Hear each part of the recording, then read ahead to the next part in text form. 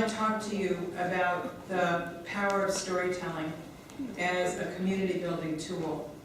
And this is not my original idea. If you were to Google storytelling as a community building tool, you would find a lot of resources. But when we talk about connection with each other, I was talking to some women earlier before this started about how technology has changed sort of the tenor of their club, and they don't get together very much anymore. They have an event and 10 people show up, and yet they have a club that's got thousands of people in it. So that's a disconnect for me, and we're going to talk a lot about that today. So one of the things that I want to remind people about is the incredible value and power of storytelling, of building empathic bridges with each other. So let me just say this. Telling stories like the one I've told you here today about me is at the heart of building community. Storytelling builds trust and mutual understanding. It unlocks passion and generates feelings.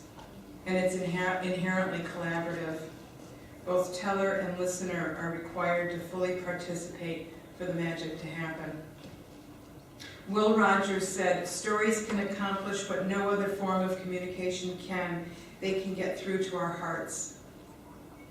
In my experience, I have found that people are hungry for shared, authentic, emotional experiences that storytelling can provide.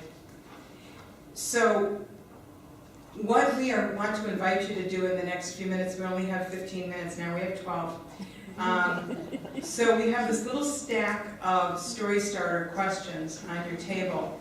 And you can take this exercise back to your clubs if you're looking for ways to get people together.